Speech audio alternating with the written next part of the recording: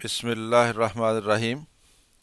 Dear students, आप देख रहे हैं एजुकेशनल चैनल KMCH। मैं हूं Khalid Mahmood, KMCH physics academy की तरफ से। हमारा सब्जेक्ट है फ़िज़िक्स क्लास नाइन्थ, और हम फ़िज़िक्स क्लास नाइन्थ की यूनिट नंबर 1 की एक्सरसाइज कर रहे हैं, और यूनिट नंबर 1 है फ़िज़िकल क्वांटिटीज़ एंड मेजरमेंट। आज हमने इसकी एक्सरसाइज का क्वेश्चन नंबर 1.4 करना है, और क्वेश्चन नंबर 1.4 है find the base quantities involved in each of the following derived quantities. कि हमें ये डिराइव्ड क्वांटिटीज दी गई हैं।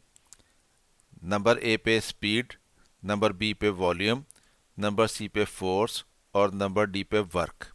तो ये चारों क्वांटिटीज जो हैं ये डिराइव्ड क्वांटिटीज हैं, और हमें ये कहा गया है कि ये डिराइव्ड क्वांटिटीज जो हैं जिन बेस क्वांटिटीज के ऊपर ये के साथ इनको एक्सप्रेस किया जा सकता है, जिनके ऊपर ये बेस करती हैं, वो बेस क्वांटिटीज़ हमने बतानी है। यानी इन क्वांटिटीज़ में कौन कौन सी बेस क्वांटिटीज़ इन्वॉल्व हैं, तो ये हमने मालूम करना है। तो हल करते हैं इस क्वेश्चन को। Find the base quantities involved in each of the following derived quantities. A पे हमें क्वेश्चन दिया गया था स्पीड। स्पीड जो है ये rate of change of distance होता है इसकी डेफिनेशन के मुताबिक, यानी speed is equal to distance over time होता है।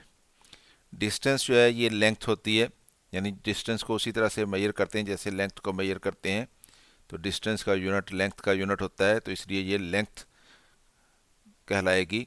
और नीचे हमारे पास टाइम है, तो इसका मतलब ये कि ये हमारे पास डिस्टेंस जो है ये लेंथ हो गई, ये भी बेस क्वांटिटी है, और ये टाइम भी बेस क्वांटिटी है, ये दोनों बेस क्वांटिटी हैं। तो इसका मतलब ये हुआ कि स्पीड जो है वो इन दो बेस क्वांटिटीज़ के ऊपर डिपेंड करती है। तो ये दो बेस क्वांटिटीज़ जो हैं वो इन्वॉल्व होती हैं, इसका मतलब ये है। तो स्पीड जो है उसमें फिर क्या क्वांटिटीज़ इन्वॉल्व हुई, एक लेंथ इन्वॉल्व हुई और एक टाइम इन्वॉल्व हुई। In speed base quantities of length and time are involved. तो इस तरह से हमने इस क्वेश्चन का आंसर दे दिया है। देखते हैं बी पार्ट। बी में हमें कहा गया है कि वॉल्यूम जो है इसका बताएं कि ये कौन सी बेस क्वांटिटीज जो है इसमें इन्वॉल्व है। तो हमें ये मालूम है वॉल्यूम का जो डेफिनेशन है उसके मुताबिक वॉल्यूम इज इक्वल टू होती है length into width into height. तो ये लेंथ है, ये विड्थ जो है ये भी एक लेंथ है, और ये हाइट जो है ये भी लेंथ होती है। यानी इन तीनों को एक ही तरह से मेजर किया जाता है मीटर के साथ। तो इसका मतलब ये हुआ कि वॉल्यूम में लेंथ आएगी, फिर लेंथ आएगी, फिर लेंथ आएगी। यानी इसमें एक ही बेस क्वांटिटी है जो वॉल्यूम में इन्वॉल्व है, और वो है लेंथ। तो इस तरह से in volume base quantity of length is involved.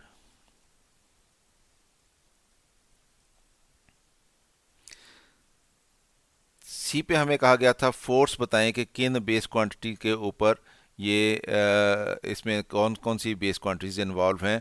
तो फोर्स डेफिनेशन के मुताबिक क्या होती है, मास इनटू एक्सेलरेशन होता है, यानी F is equal to ma होता है। मास तो बेस क्वांटिटी है, लेकिन एक्सेलरेशन बेस क्वांटिटी नहीं है।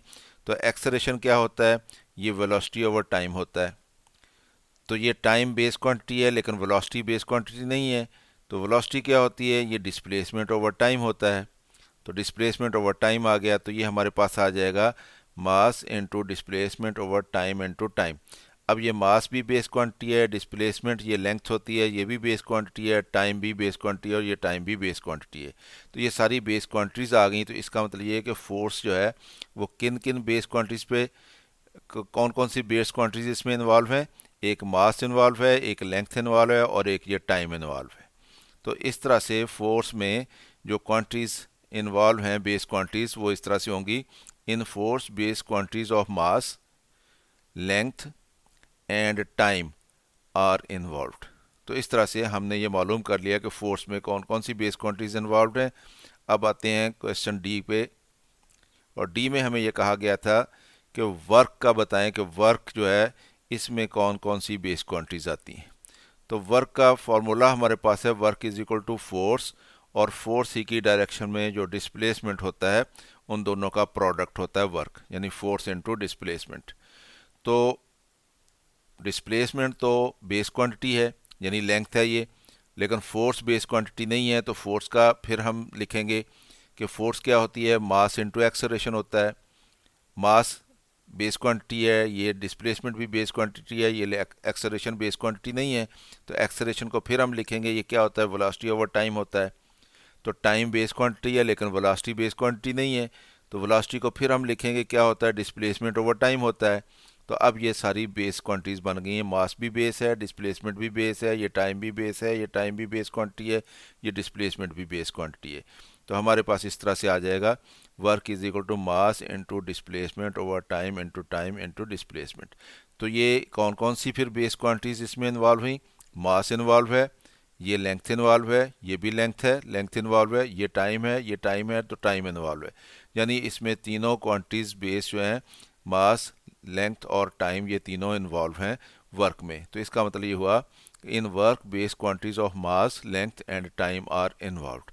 तो मास जो है वो सिंगल पावर के साथ इन्वॉल्व है, डिस्प्लेसमेंट डबल पावर के साथ यानी 2 पावर के साथ, और टाइम जो है ये भी 2 पावर के साथ है, लेकिन ये नीचे डिवाइड कर रहा है। तो ये क्वांटिटीज़ जो हैं इसमें इन्वॉल्व हैं, यानी मास भी है और लेंथ भी है और टाइम भी है। तो स्टूडेंट, इस तरह से हमने इस क्वेश्चन को सॉल्व कर लिया। उम्मीद है आपको इसकी समझ आई होगी। खुद भी देखें, दोस्तों के साथ वीडियो को शेयर भी करें, और अगर चैनल अभी तक सब्सक्राइब नहीं किया तो इसको सब्सक्राइब कर लें, ताकि आपको इस तरह की मज़ीद वीडियोज़ जो हैं KMCH फिज़िक्स अकेडमी की तरफ से मिलती रहें। और अगर कोई वीडियो पसंद आए तो उसको लाइक भी कर लिया करें। मेरी तरफ से अल्लाह हाफिज़, शाद रहें, आबाद रहें।